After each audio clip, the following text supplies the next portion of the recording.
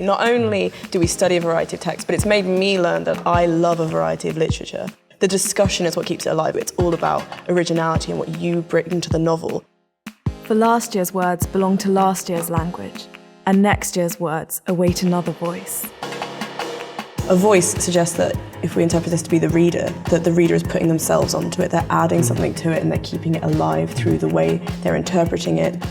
The idea of the voice is it's there for the moment. And in that sense, we give it its own life in the present, and its own specific life to that individual second. I don't think you really get inside a text until you try to rewrite it, because then you take a really close look at the words they chose. I did a creative piece for the Austen and the Brontes reading the romance module.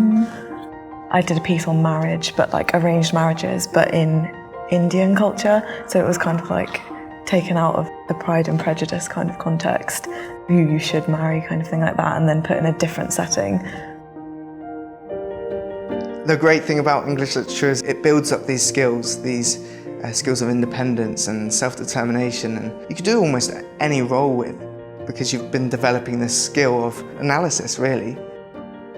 For out of old fields, as men saith, cometh all this new corn from year to year, and out of old books in good faith cometh all this new science that men learn. Just as an old field is made new every year with a new harvest, it's cultivated each year with a new crop.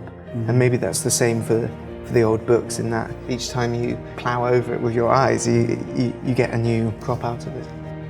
It is that idea of text living, but also you have to bring them to life. They are things that are alive, but you have to like unstopper the bottle and let that life out and like put yourself into it as well. And I think that that's a massive part of the reading process as a critic. Yes. The reader is as important, if not more important, than the writer, especially now after the book's been produced, because again, the book can't live without being read.